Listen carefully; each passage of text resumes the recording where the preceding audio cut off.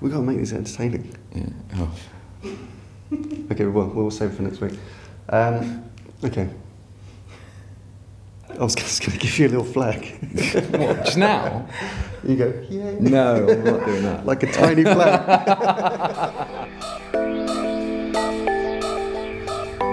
Coming up, advertisers' direct deals with media vendors. We're going to review an article published by Nick Manning.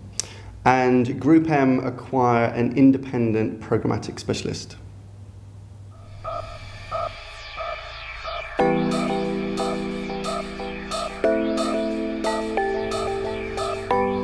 Welcome to IDCOM's Media Snack, episode 7. This week we are covering advertisers' direct deals with media vendors.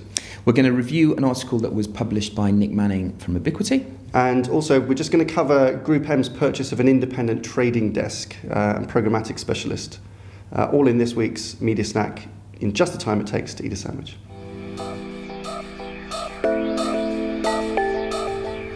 So first up this week, following on from the conversation that we were having last week about Daily Mail ring-fencing some of their ad revenue to pay as rebates, it just got us thinking a bit more about the increase of advertisers wanting to build direct deals and direct relationships with media vendors.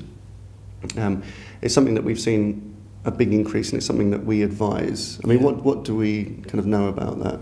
Well, I mean, this is a trend that has gained in acceleration over the last couple of years. Yeah. When I was a client, I would be involved in some of the larger negotiations, but simply being the guardian of the brand, I would allow my agency to conduct all of the commercial discussions with the big media owners.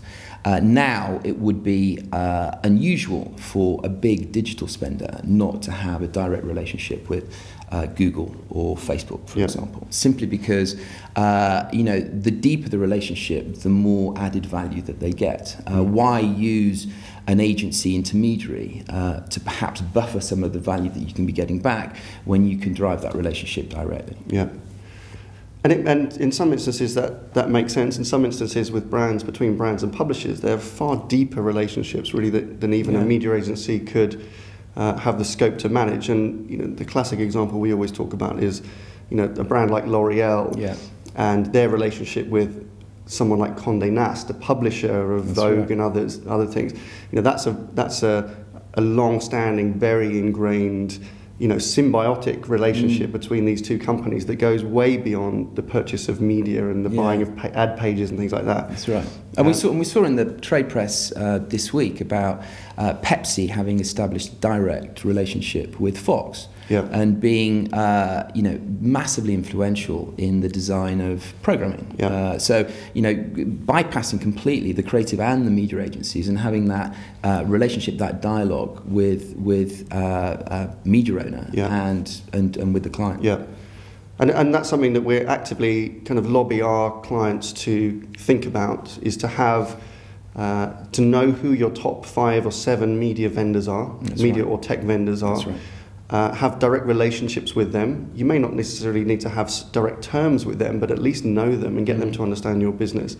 And perhaps we've heard clients reference breaking the tyranny of that agency relationship, where the agency believes that they own the client, and publishers do want to learn more and work much closer with the brands that they partner with. So it's a trend. We think it's going to continue. Absolutely. And really, it just comes back again to our word of the year of control, which is just another example, perhaps, of marketers wanting to take a bit more control about where their media money is being spent. Absolutely.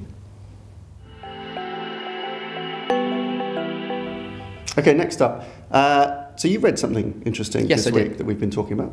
So Nick Manning, Chief Strategy Officer at Ebiquity, published an opinion piece that reflected on what he considered to be a massive missed opportunity of Mediapalooza in 2015. So, which we said we weren't going to talk about. No, anymore, I know, but we're going to reference it. It is, because it's an interesting perspective, one that I actually agree with.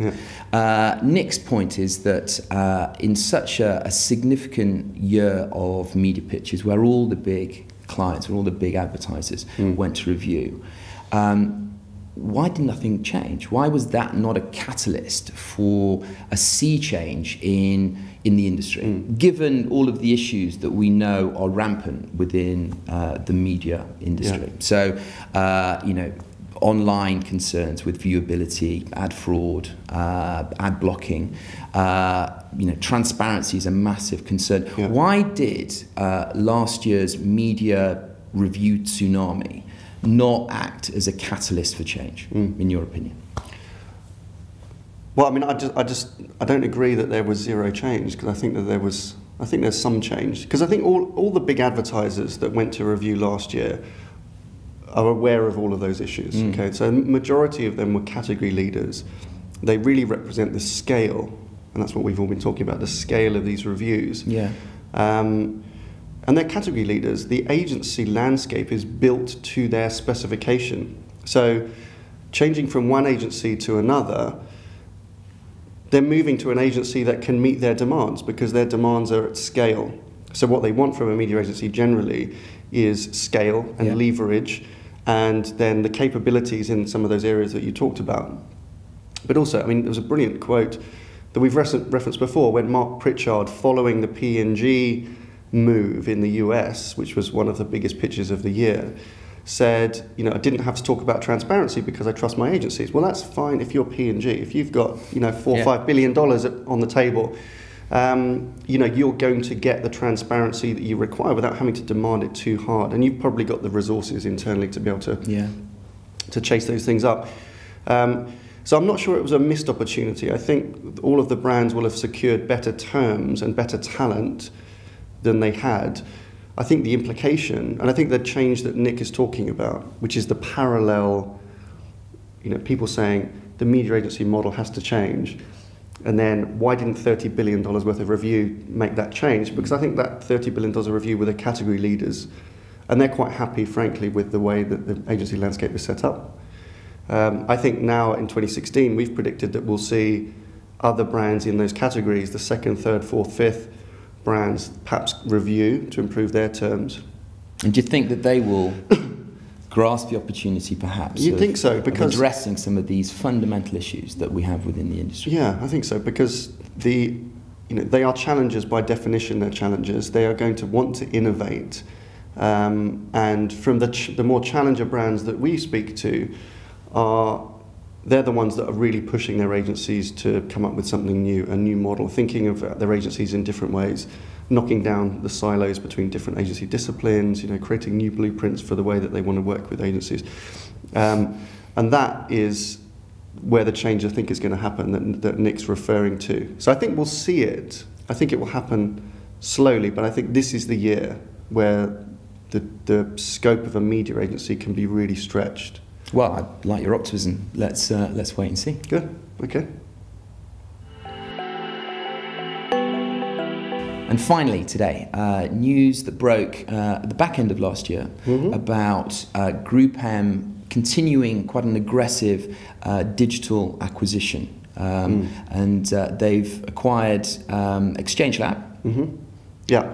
So ExchangeLab was one of the world's, among many independent kind of programmatic buying technologies and specialists, acquired by GroupM, the WPP media investment arm, and it will sit within what they call their Connect group, which used to be called Interaction, which is basically a suite of DSP and buying technologies and various other bits and pieces. So they've made that acquisition. I can understand why the ExchangeLab was an independent, and a very good one, a very highly reputable, highly rated independent. And in a world which, as we keep saying, is very much dominated by the media agency networks who control 90% of global billings, it's just always good to see good independent businesses coming and being around to challenge the networks, because that's good for competition, good for clients, it's good for innovation. So it's always slightly sad when these good independents get swallowed up by the Goliaths there. So we were kind of sad to see that happen. But if I'm a client, one of GroupM's clients, And I see, a brilliant asset being brought back into my portfolio of assets that I can use. It can only be a good thing, right? I mean, I now have more choices within the GroupM armory to be able to target my consumers better, to be able to optimize my campaigns better, to be able to measure my campaigns more effectively and efficiently. That's a good thing, right? Well, I mean, it gives more choice internally. I mean, my personal point of view is that, it's the external choice that creates the best competition and innovation. That's the thing. So you can understand why GroupM made the purchase. You can understand very much why ExchangeLab decided that this was a good time for them to actually sell out and perhaps make some money. So good for them. But it does reduces the options, and that reduces competition. So we're looking for the next wave of great new independents, both in terms of media agencies this year and in terms of technology. And buying technology to keep challenging the networks, I guess, to be innovative. Okay, that's it for this week. As always, thank you for watching. If you like what you see, give us a thumbs up and do subscribe to the channel to be updated with new content. We have an important announcement because next week we're going to do a media snack special. We're going to do the Super Bowl. Super Bowl.